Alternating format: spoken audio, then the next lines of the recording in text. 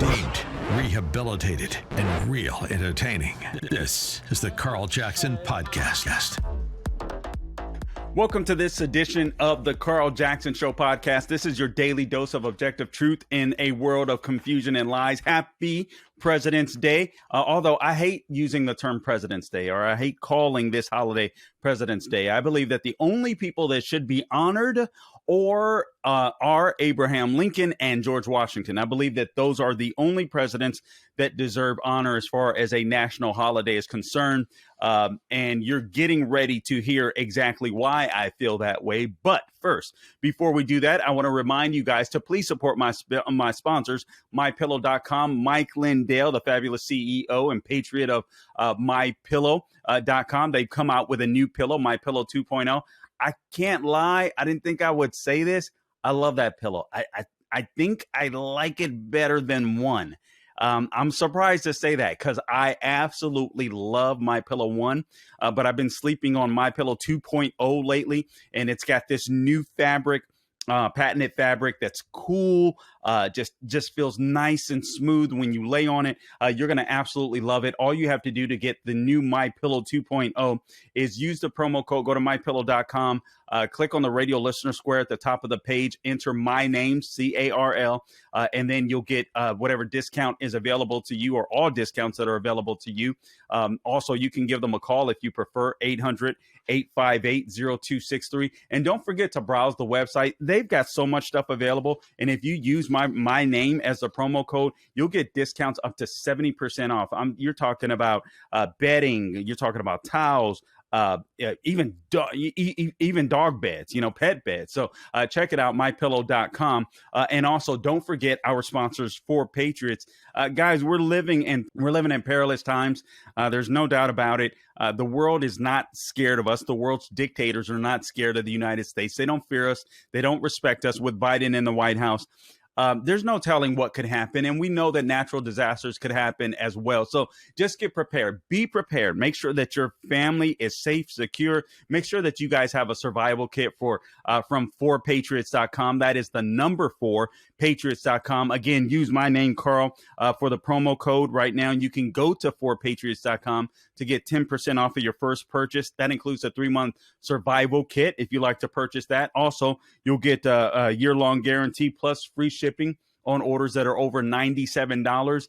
And here's the added bonus or benefit if you buy from 4patriots.com. A purchase, or a portion, I should say, of every purchase that you make goes to help out charities that supports veterans and their families. So you get to protect your family or help your family, and you also get to protect and help the families of veterans. So that is a great deal. It's not ordinary food. It lasts 25 years. I always recommend that you have some of the regular foods that you eat stacked up as well. But this is your super survival food in case you need it. It's a family-owned business as well. The facility, obviously, in the USA, hand packed in the USA.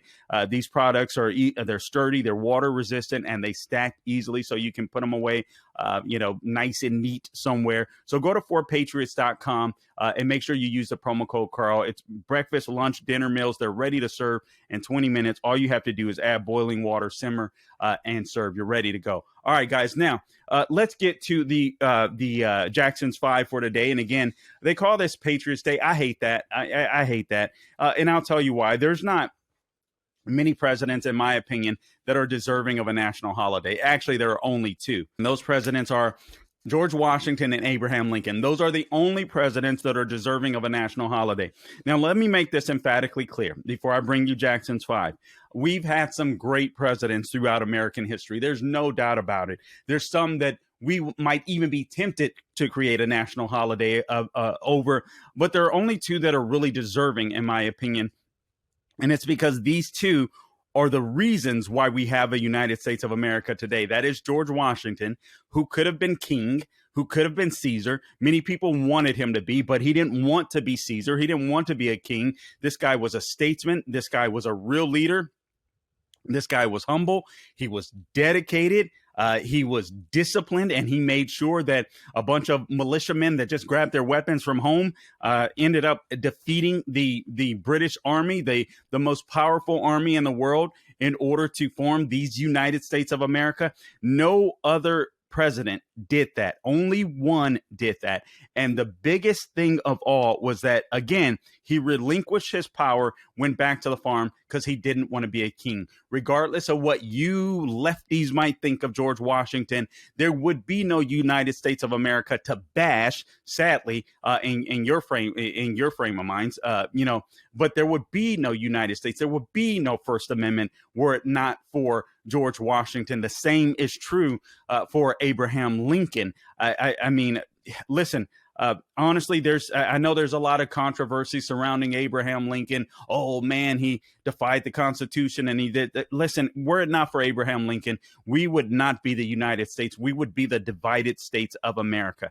All right. And there's no doubt the left is trying to take us back there. But when you talk about equality, it is because of Lincoln. The 13th, 14th, 15th Amendment it's because of him that we have equality within the United States. Don't listen to anybody that says that's why the left has to use new terms, equity and all, because we achieved equality in the United States, but they have to take it back. The left wants to destroy America. They have to destroy destroy all of our historical heroes like George Washington, like Abraham Lincoln, like some of our other founding fathers. They have to destroy that history because they want to recreate a new history so that they can fundamentally transform America into a Marxist country where the elites thrive and you and I are just the peons. That's what they want to do. So they have to destroy the men that made America great. So I don't care if you're talking about Teddy Roosevelt, who was a great president, Calvin Coolidge, who was a fabulous president that does not get the respect he deserves, Ronald Reagan, Donald Trump, some of the best presidents that we have.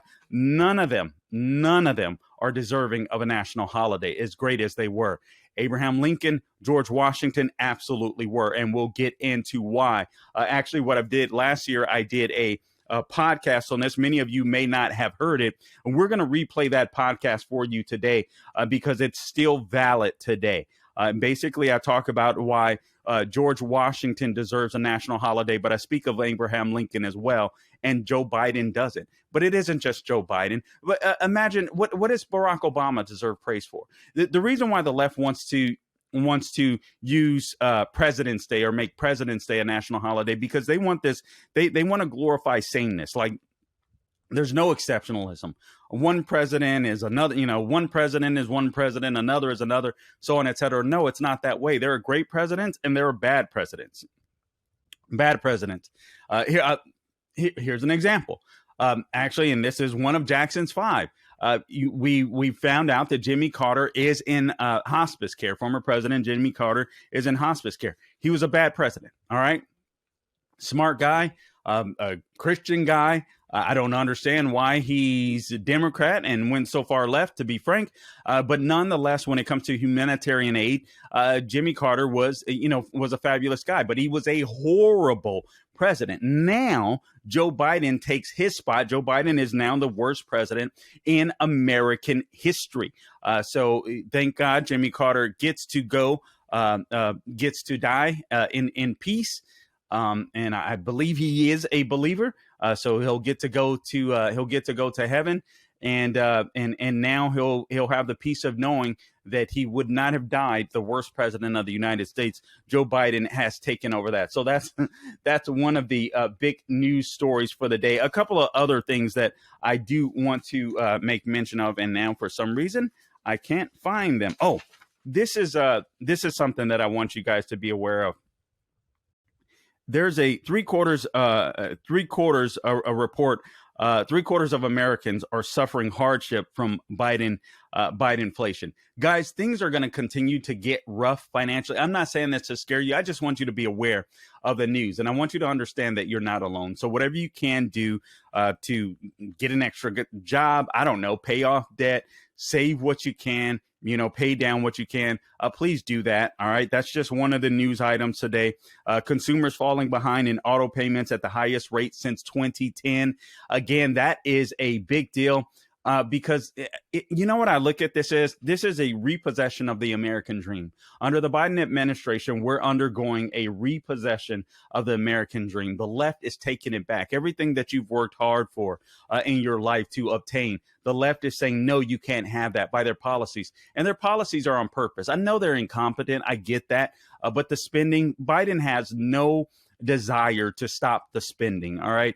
You have the Federal Reserve that are hiking up interest rates yet again. They acted way too slowly to cut down inflation, and now they're trying to kill the economy essentially because the Biden inflation has just run away like gangbusters. But no one's talking about why. The reason why is the federal government is spending way too much of your money. Biden is spending way too much of your money. Thank God the Republicans won the House. Hopefully they will work on curtailing some of that spending, because it's absolutely out of control. So there are a couple of headlines. All right, so here are some more real important headlines.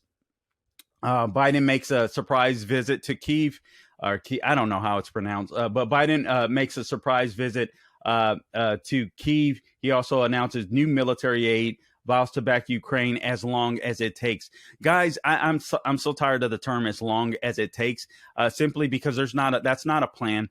That's not a strategy. The only reason that we are in this Russia-Ukraine war, the only reason Putin invaded Ukraine is because Biden was weak, is because Biden was feckless. If Biden had stood strong at the very beginning, Putin was accumulating or amassing his troops on the Ukrainian border. Biden said nothing. He did nothing about it. I heard people opining on how Putin wasn't going to invade. And I'm sitting there thinking, why wouldn't you invade when you've got a president that everyone and their mother knows has dementia? Why wouldn't you invade? This is the perfect time. This is why I am very concerned about what's happening with China as well.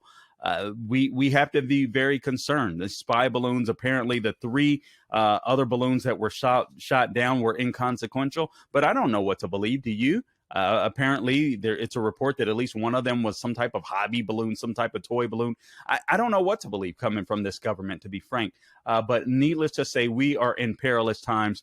So just be aware of that. Now, having said that, that is Jackson's 5 for the day. I want to take you to our podcast that we did a year ago that is still relevant today, and I think it'll still be relevant, frankly, for years to come. This is our President's Day special, and it is simply why George Washington deserves a national holiday. Also Lincoln, but the title is why George Washington deserves a national holiday, and Biden does not. Again, Washington and Lincoln, they deserve a national holiday. Were it not for them, there would be no United States of America. Biden, Obama, none of them have done anything special. As a matter of fact, I could argue that Obama tried to undermine the United States of America. Both he and Biden are doing their darndest to fundamentally transform America. But I'm sorry, a guy that gave us socialized health care in Obamacare does not deserve the same praise as the people that literally died to give us freedom. I'm sorry, the presidents in Abraham Lincoln definitely assassinated to give us freedom, and George Washington, a man that fought on the battlefield to give us freedom. Other presidents don't deserve to be put in the same category as them. I'm sorry, it's just absolute nonsense. I don't care how great they are. There's no George Washington. There's no Abraham Lincoln. Here's the audio from our podcast. George Washington deserves a national holiday. Biden does not. And before we go, just a reminder, please support our sponsors, MyPillow.com, promo code Carl. Also, the number 4, Patriots.com, promo code Carl. All right, guys, stay tuned for this podcast. I think you're going to enjoy it. All right. Hey, welcome to the Carl Jackson podcast on this George Washington Day. I'm not going to say President's Day. I don't believe that all presidents deserve honor and respect, and I don't think you should either. I think the office of the presidency deserves respect, although I must admit that I sincerely struggle with that when it comes to Joe Biden. I sincerely struggle with that when it came to Barack Obama. And the reason why isn't because I'm Republican and they're Democrat. It's because I think they are fundamentally trying, or Barack Obama did. I believe that Joe Biden is continuing with this idea or this goal to fundamentally transform America, America being the greatest country that God has ever given man. Here's what I want to do.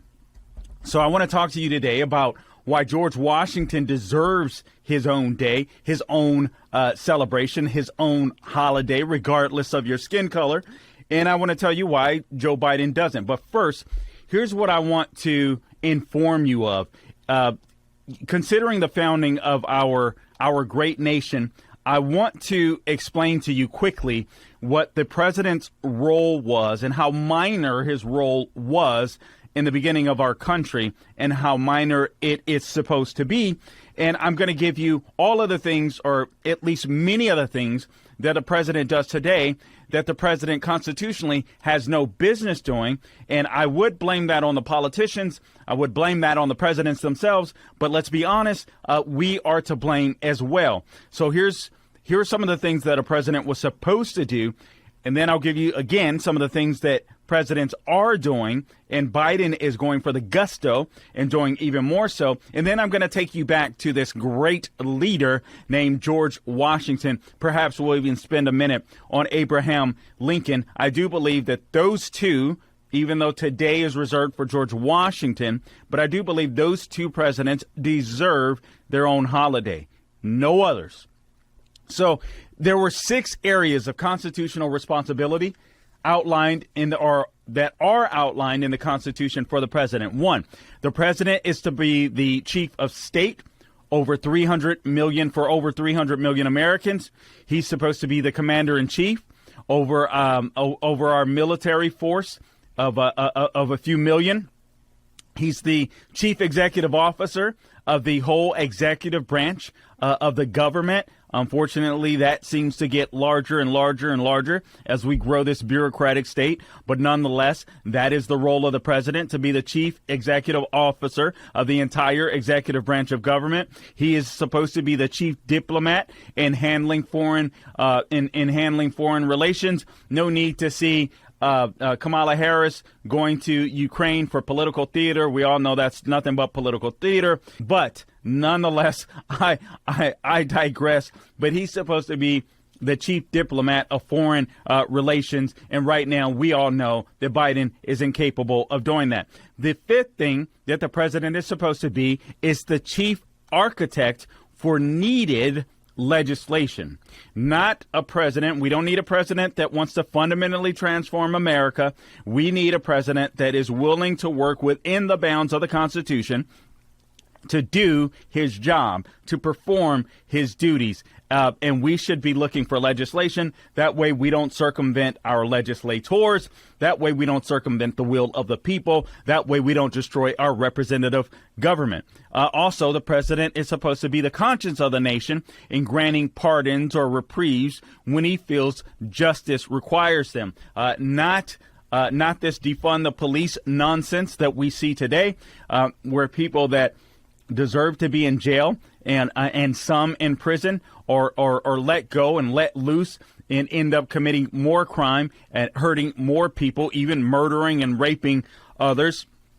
That's not. But the president is supposed to be the moral conscience of the nation.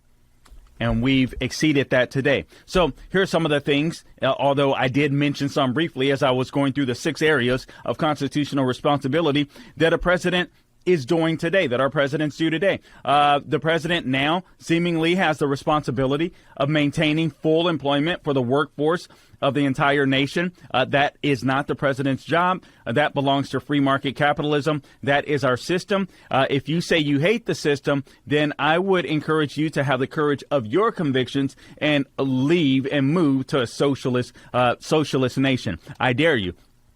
The second thing the president has today is the task of ensuring a high level of agricultural prosperity. I don't think Joe Biden is a farmer. All right. The task of developing a national housing project or housing program is another thing the president is involved in. We call it HUD.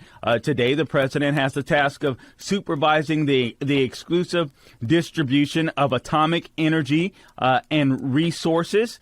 All right. The president also has the responsibility today of underwriting hundreds of billions of dollars in private loans and private insurance programs. And let me tell you why let me tell you why this is so important and why I'm running off all of these things that the president is doing, and why trying to explain to you why or persuade you why the power of the presidency or the office of the presidency has far exceeded what the office is supposed to do is because once we start relying on this figurehead to provide us with all of these niceties or government programs or to get involved in everything, the president no longer becomes the president, not the president envisioned by our Constitution, not the president outlined in our Constitution, I should say, but the president grows more and more into a monarchy. That is extremely dangerous.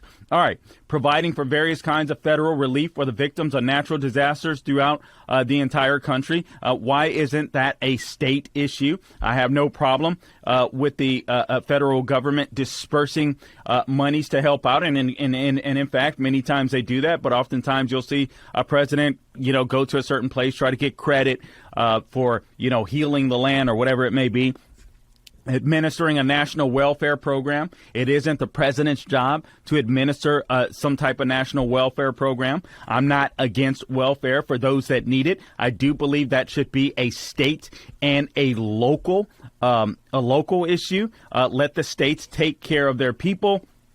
That way you don't have an authoritarian sitting on high in the central government in Washington, D.C., being biased towards people, dispersing money to his party, his team, whatever. You know what I mean? You don't want that. Administering a national Medicare and Medicaid program is another thing. The president has no business knowing what your medical condition is and being able to know.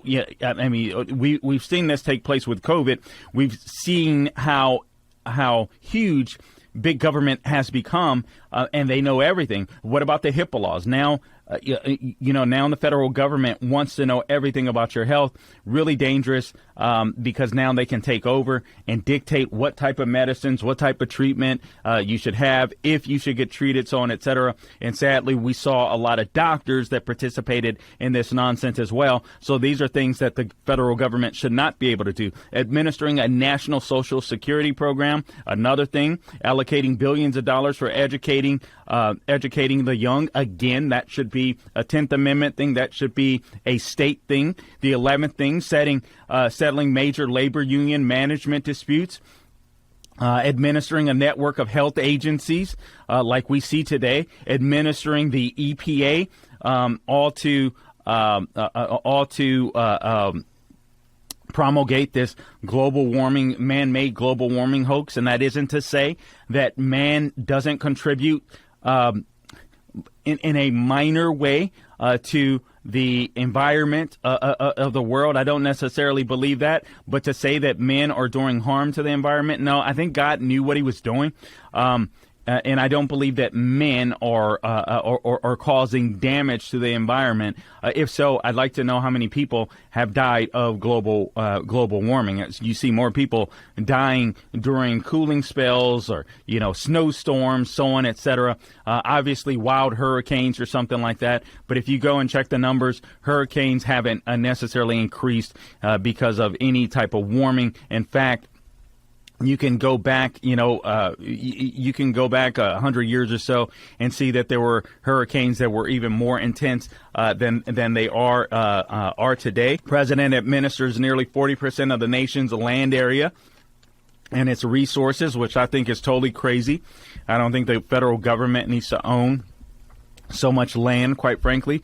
Administering supervisory control over the discovery and development of all major energy resources, regulating all major United States industries such as steel, automobile manufacturing, coal mining, oil production, metal mining, and so forth. And again, I do believe that there should be some regulatory agencies that say, hey, listen, don't go out of control. You know, we do have to abide by some standards, but the president often uses whatever he may believe as a cudgel to say, hey, don't drill for oil. Don't do, you know what I mean? We should develop standards, and we can do that. States can follow those standards, but we need to get out of the business of the federal government trying to run our energy products. You see what's happened with that under Joe Biden. I mean, Trump actually brought us, we were energy independent, I believe, for the first time in America's history. And it should be that way, but it's not necessarily a power that the federal government, that the president should have. Supervising all radio and television broadcasting in the U.S. is a prerequisite to issuing licenses. You know, and I understand that there's some things that should and should not be on radio. That, again, should be left up to the states. That should be left up to radio stations. And whomever. It should be in the hands of private people monitoring the manufacturing and distribution of food and drugs, the FDA, and requiring special permission before any drug can be distributed. Just think of what we went through with the COVID vaccines, so on, et cetera. Just entirely crazy. Thankful for Trump's Operation Warp Speed. We're finding out that those drugs weren't as effective. But you know what? You are allowed to have a. We should be allowed to have. Listen, anything you want to try medicinally within reason. Listen, some things are just stupid. I'm sorry, but within reason and in the consultation of your doctor with your doctor, you should be able to try. The FDA should not be able to get in the way of that. I do believe there should be less regulation on that front. Initiating various types of federal programs on a regional basis to replace many powers and activities originally reserved to the sovereign states. I mean, we see the growth of government just getting massive. Big government stinks.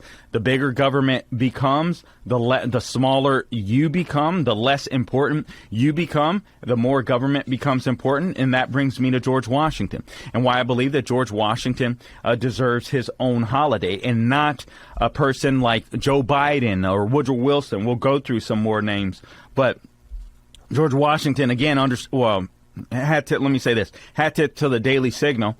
This was a column that appeared several years back, and I've read several since, honestly. But I just like how this flows, so we'll just go through it and just bring some things to mind. Even if we'll just get into that. All right, so there's a reason I said George Washington, Happy George Washington Day. Again, I don't believe that every president deserves to be honored. Even if you are a leftist or a liberal or a Democrat that disagrees with my beliefs, my worldview, my policy beliefs, or my politics, if you will, I think we can all agree that not every president deserves to be honored. You might say that a Republican president doesn't deserve to be honored. That's fine.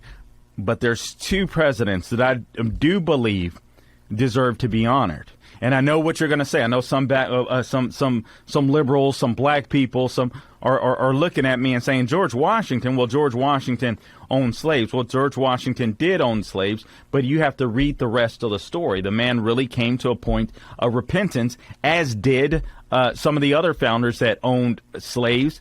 And quite frankly, and I'm not giving them a pass for this, I just realize I recognize history in the context of history, and I look at all the judgmental people that will talk about what George Washington did when that was the norm. Slavery was the norm of the day. Who broke the norm? Who ended slavery? It was the United States of America. There's a reason blacks have been able to flourish here like they've not been able to flourish anywhere else. What Satan intended for evil, God turned to good with the black community within the United States. Sadly, far too many blacks don't realize that. But let me say this again, George Washington deserves our respect. Again, we had he repented. Our Constitution is embodied. There's an amendment process that embodies the spirit of repentance. No other nation in the world has ever done that. So George Washington was celebrated spontaneously since the Revolution, but it was formally declared in 1879. But as of late, it's morphed into, actually over the last 50 years, President's Day. But here's why we should consider Washington's legacy and not not exalt every president that becomes president. When you exalt every president just because just because this person is a president, it just becomes another day on the calendar. No one thinks about it. No one pays reverence to it. It's just, hey, I got a day off. Let me go to the beach. Let me barbecue. Let me do this. Let me do that. But no one takes the time to recall or to recollect upon what makes America great, what made us different, what made us exceptional. So I want you to consider George Washington's legacy. Many people considered him the indispensable man, the indispensable man of the Revolution, who was rightly extolled for being the first in war, the first in peace, and the first in the hearts of his countrymen. So he was a great leader. He was someone that was relatable when it came to his troops. He was someone that his troops looked up to. He was someone that the politicians looked up to, the founders looked up to, and that's why they chose him, wanted him to be the first president, because he had the strength and the humility needed to be president, and that's extremely important. Can you imagine? When you consider George Washington, when you consider his legacy, just be honest. Should Joe Biden be mentioned in the same sentence as George Washington? No, I don't think so. George W. Bush? No, I don't think so. Barack Obama? No, I don't think so. Woodrow Wilson? No, I don't think so. Even some presidents you might like. JFK? No. Should Jimmy Carter be? Other names, Franklin Pierce, John Tyler, any of these guys, James Buchanan, do any of them deserve to have the same holiday as George Washington? Absolutely not. As Abraham Lincoln, the man who was able, if you will, although it took a lot of bloodshed to keep the Union together. No, these two men should be honored. Not all of these other guys, though some of them may have been good presidents. Some of them may have even been great presidents, but none of them have been literally what began the country, the president that began the country and served so faithfully and honorably, and the president that kept the Union together. No one will ever have done that again. So it's important that we remember these people. Some people, even scholars, will use Washington's good name and legacy to try to justify their own worldview and their narratives. There was a historian by the name of Joseph Ellis. He wrote this in Time magazine years ago. Speaking of George Washington, he said he began the political tradition that produced a Union victory in the Civil War, the Federal Reserve Board, Social Security, Medicare, and more recently, Obamacare. Really? That's George Washington's legacy?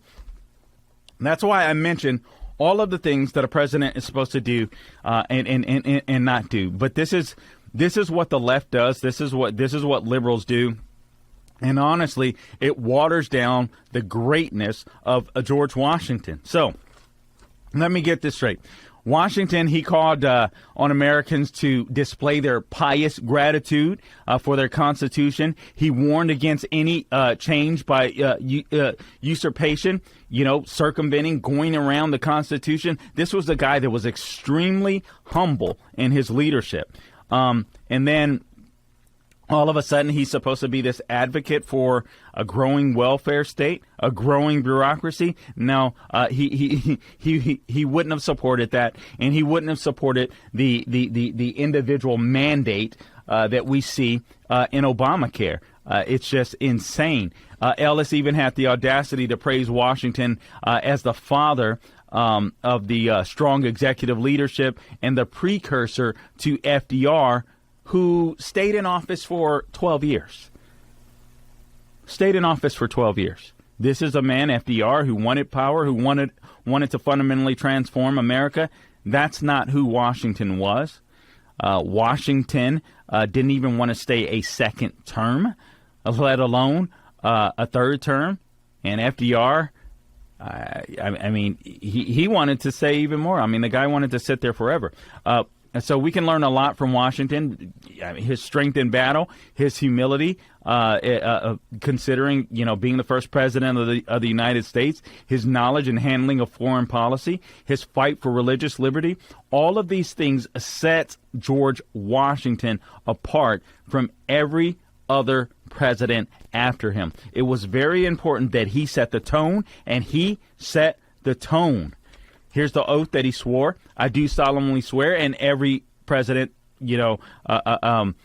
affirms this oath, if you will. I do solemnly swear that I will faithfully execute the office of President of the United States and will, to the best of my ability, preserve, protect, and defend the Constitution of the United States. What's the difference with Washington? We know that he meant it because he did it and because he was the first to do it. Washington never placed himself above the Constitution. He took the oath seriously and didn't try to place himself again above the Constitution. Here's what Washington understood. He understood himself to be a president of a republic in which people, through their elected representatives in Congress, make the laws. He wasn't some progressive. He wasn't some visionary leader who had to define what progress was and lead the unenlightened masses there, if you will, the dummies there. What are the people in Davos trying to do with the Great Reset? He didn't think we were all a bunch of morons that needed to listen to the higher elites, if you will. We were just the dummies. That's not what he believed. That's not what he believed at all. I'm sitting here looking for a pen because, never mind. But that's not what he that's not what he believed. That's not who he was. So Washington took care to do a couple of things. He wanted to take care that the laws were faithfully executed.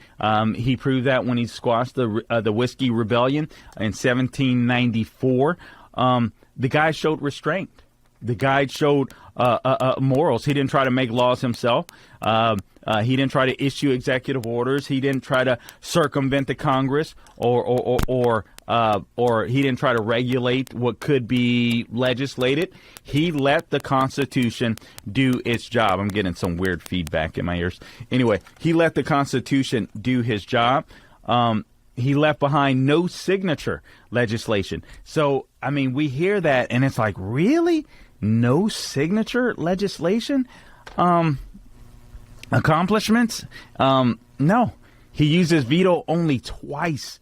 Once on a constitutional grounds and once in his capacity as commander-in-chief. That's it. That's it. The guy knew his role. His role was minimal. This was a government of, for, and by the people, and he got it. He understood it.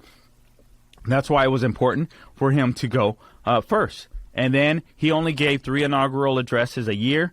And again, he had to be convinced to serve a second term. This was an extremely humble man, although he was a great warrior. His foreign policy as president, who took his bearings from the Constitution, Washington devoted considerable attention to foreign policy. Washington believed, sought to establish an energetic and an independent foreign policy. He believed that America needed a strong military so that it could choose peace over war, peace through strength. Why does that sound familiar? Can you say Ronald Reagan? Can you say President Trump? This is what they believed as well. You build up your military not to bully people around the world, not to get involved in entangling alliances that we have no business being a part of, but you build your military so hopefully you don't have to go to war. So people say it's no different. I don't know why people don't understand this. People, the total anti-war, anti-military crowd. It's like, okay, you don't want to go to war. That's fine. Let's build up our military so people know not to mess with us. Let me ask you the simple question. If you see somebody, if just imagine a thief, let's put it this way. Imagine a thief, whatever, a burglar that wants to break into someone's home, but they see a sticker on the door that says, hey, a dog is here. Violators, or you break into my house, you're going to get shot, whatever it may be. That person is going to be less likely to break into that home because that person doesn't want to deal with the consequences. Same is true with the military. And then religious liberty. This is extremely important. Religious liberty, listen, our Constitution embodies, in my opinion, faith and family. Right, it embodies the importance of the two, and I believe our nation embodies that, the importance of family and the importance of church and our religious community, and then government should be the last thing that we are concerned about, but. This article says no survey of Washington's legacy will complete without acknowledging his profound commitment to religious liberty. Many today seem to have lost sight of the crucial distinction he drew between mere toleration and true religious liberty. And that is so true.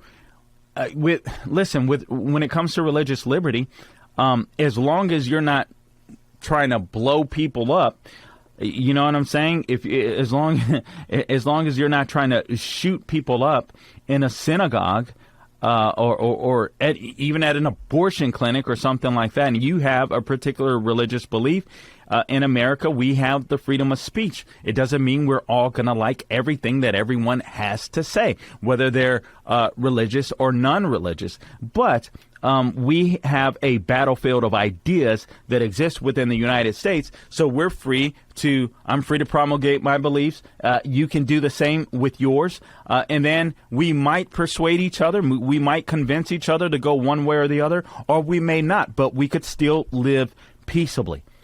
And religious liberty gives us the ability to do that. We shouldn't have a federal government that reigns on high, that tells us what we should do, how we should think, what we should believe. But we should have the freedom to practice our own religion, to embrace our own religious and moral views and adapt our own world views, hopefully based upon biblical concepts. I feel like that's what's best. But nonetheless, you have the right to do whatever. You have the right to be an atheist. You have the right to be an agnostic, and that's okay. The cool thing is if we're ever threatened as Americans, we come together. E pluribus unum, from many one, and that's the way the founders intended. That's what George Washington understood. That's why he was so great. Here's what he had to say in a letter to the Hebrew congregation in Newport. All possess regarding religious liberty. All possess alike liberty of conscience and immunities of citizenship. It is now no more that toleration is spoken of, as if it was by the indulgence of one class of people that another enjoyed the exercise of their inherent natural rights. Thank you. Listen, that's why this man is so great. He got it. He understood what the nation needed.